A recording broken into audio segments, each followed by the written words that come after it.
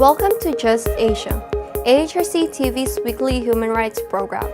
These are the headlines. Thai court rules that authorities did not break law in burning down Karen homes. Crimes against national security no longer to be tried in Thai military courts.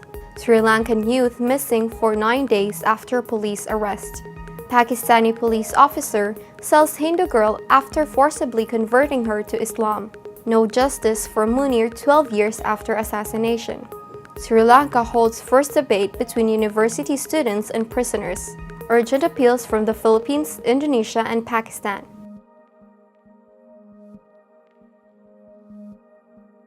Welcome to AHRC TV's Just Asia.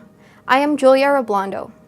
This week, Just Asia begins with Thailand, where the administrative court ruled in favor of the national park officers who had forcibly evicted and burned about 100 houses and rice barns of ethnic Karen villagers in Pong Luk Bang Khoi in Phetchaburi province. The September 7 verdict reasoned that the Karen villagers illegally encroached into protected areas. Therefore, the park officers had the right to take down these structures in accordance with the law. Despite a 2010 cabinet resolution stipulating that Karen villagers can stay in national park areas, the resolution does not give rights to Karen villagers to settle on virgin territory inside national parks, the administrative court judges concluded. The court did order the public agencies to pay each Karen villager whose house was burned down 10,000 baht in compensation. Initially, the affected Karen tribesmen had demanded 100,000 baht compensation each from the authorities. Mr. Surapong Kongchantuk, director of Karen Cultural and Development Center, told the media that prior to 1985, the Karen community in Pong Luk Bang Khoi did not settle in the national park but were asked by the park officials to move to their current locations.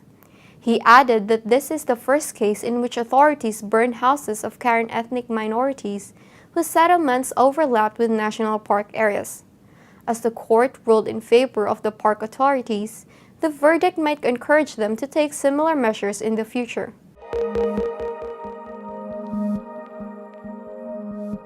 In other news from Thailand, the junta has issued an order abolishing the trial of civilians who commit crimes against national security in military courts, including sedition and lèse-majesté cases. On 12 September 2016, the Royal Gazette published the junta's National Council for Peace and Order, Order Number 55/2016. The order states that all lawsuits involving crimes against national security, which involve Articles 107 to 118 of the Criminal Code and some other NCPO orders, will no longer be tried in military courts. The order was issued under Article 44 of the Interim Constitution, which grants the junta absolute power. According to the order, the abolishment is possible now that the country is in peace and that Thai people have cooperated adequately with the junta administration. This cooperation was reflected in the landslide result of the August 7th referendum that favored the junta-backed draft charter. The order puts an end to military court trials of those charged with lèse-majesté and the sedition law, the laws most commonly used to prosecute junta opponents. However, the order does not cover lawsuits initiated before the order was issued.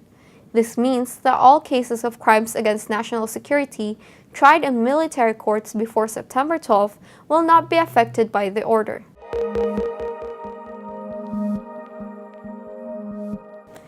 In Sri Lanka, a 20-year-old youth was disappeared during a police investigation into the theft of 20 sacks of paddy. 9 days have now lapsed since Gayashan disappeared. 3 young men were arrested by the Hambantota police in connection with the theft, and 2 of them were later released. Although Gayashan was also seen in police custody, his whereabouts for the past 9 days is unknown. The released youth complained of being severely beaten up by the officers of the Hambantota police during custody. Gayashan was last seen being taken to the latrine by the police. Half an hour later, the officers were searching for him, saying that he had escaped. Nothing has been heard since then. The Asian Human Rights Commission has urged Sri Lanka's Inspector General of Police to hand the case over to the Criminal Investigation Division. According to the group, an urgent investigation into the disappearance is crucial, as delay will only pose further danger to Gayashan if he is still alive. If he is not, delay in investigation will give the perpetrators more time to tamper with evidence and cover up their tracks. For more information, Just Asia speaks to Basil Fernando, AHRC's Director of Policy and Programs. The shocking thing about this disappearance, and now it's 10 days after the disappearance, is that nobody is really bothered except the media, which is giving the news. The Prime Minister is silent, the President is silent, Minister of Justice is silent, all the politicians are silent, and Hambantota is the base of the Sri Lanka Freedom Party, the opposition group, Mahinda Rajapaksa, they are base, they are silent. Now that is the shocking thing about this kind of happenings. The IGP has given a call to the family and said, I will do whatever I can. But that is, of course, he is supposed to do. He has to do whatever, everything possible.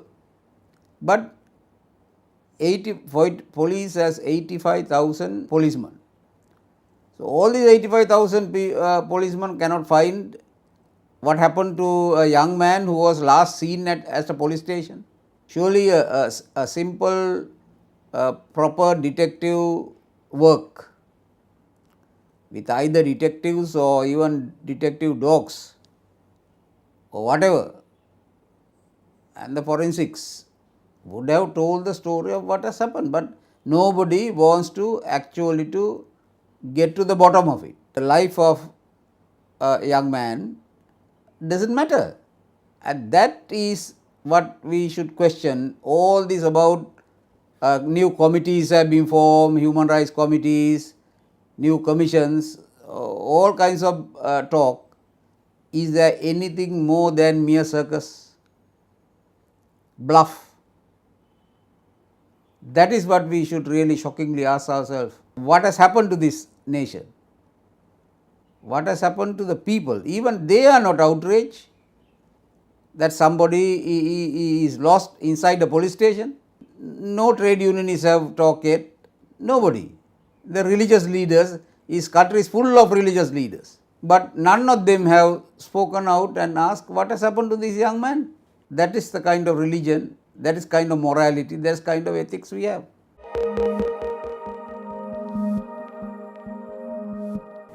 Moving to Pakistan, a sane police officer beat and kicked a Hindu girl into converting to Islam and then sold her to a local landlord for 50,000 rupees. The station house officer inspector Sajjad Kasi mercilessly slapped and kicked her at the Mirpur Mathello police station, witnessed by hundreds of people. After local media highlighted her case, the ensuing public pressure forced the administration to conduct an inquiry. The accused police officer has been suspended pending the inquiry results. According to Ravi Dawani of the All Pakistan Hindu Panchayat, such incidents are not uncommon. There seems to be a conspiracy behind it. They want to disturb the Hindu community so that they move out from here. But we will stay here. We appeal to the government to protect our children and our family, Dawani said.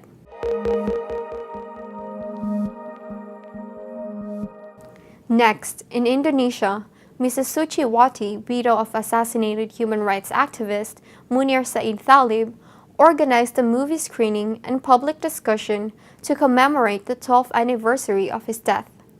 The events were organized with various human rights groups between September 4 to 11 in the Jakarta Legal Aid Building. Similar events were also held in the provinces of Yogyakarta, East Java, and Aceh by human rights organizations, journalists, and victims' associations. These were held to remind the public and pressure the government that the assassination case of Munir 12 years ago aboard Garuda Indonesia Flight 974 from Jakarta to Amsterdam is not yet closed. Despite Polikarpus Budihari Priyanto, a pilot as well as intelligence agency official, being sentenced to 14 years imprisonment for involvement in Munir's death, the mastermind behind the case enjoys impunity.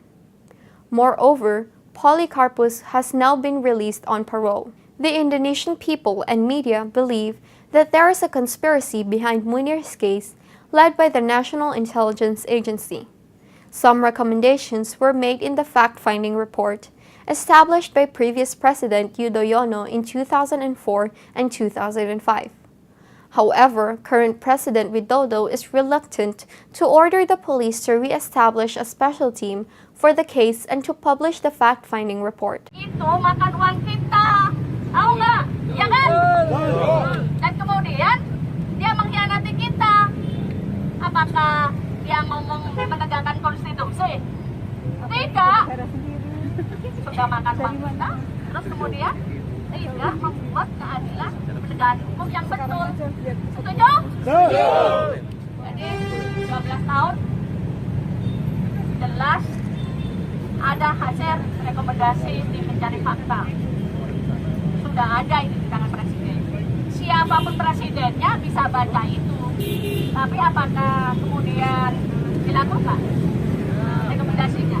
Tidak. Tidak ada keberanian. Ya itu tadi karena takut Pak. Karena takut pada orang-orang yang menyandera mereka. Jadi apakah orang seperti itu yang harus kita hargai? Tidak. Karena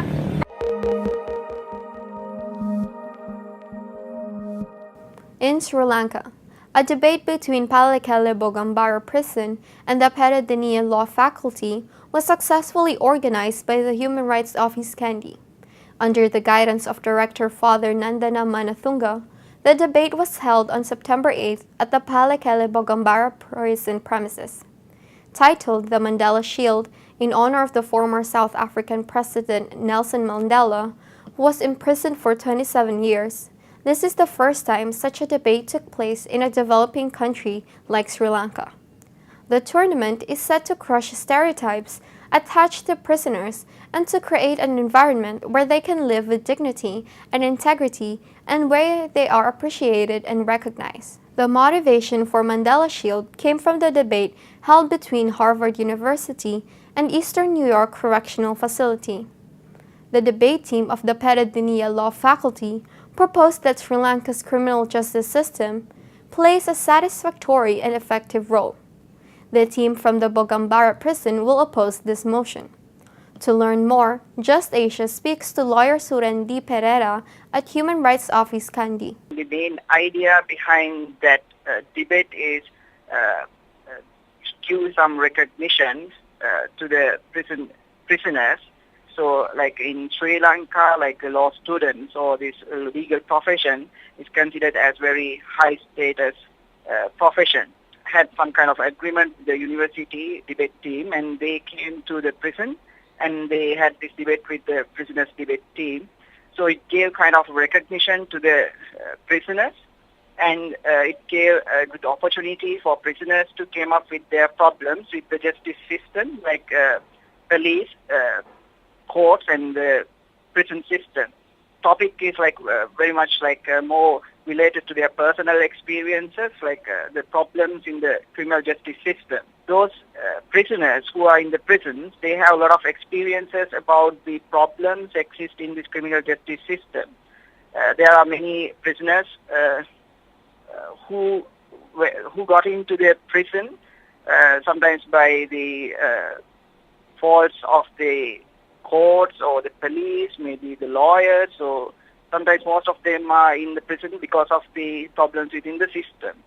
So those problems came up with this debate. In this debate, I can remember like one prisoner came up with the fact that even his son cannot get there is something called like Grama Seva certificate in Sri Lanka to get the like it's kind of a character certificate. Even his son cannot get a character certificate because his father is in the prison. So the problem is severe.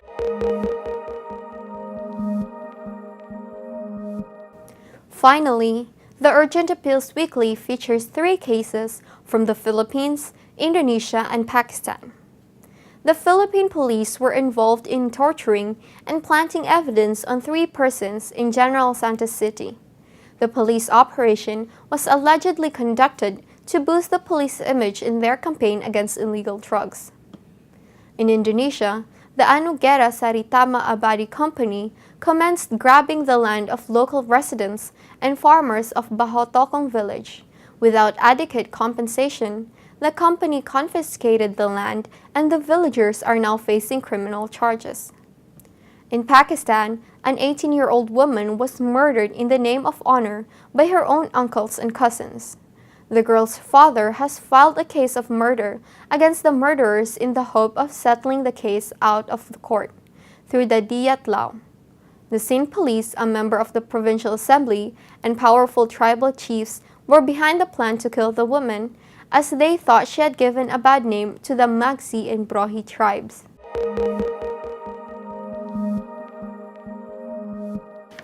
That is all for this episode of Just Asia. For more on these and other issues, please visit www.humanrights.asia or www.alrc.asia/justasia. Thank you for watching and see you next week.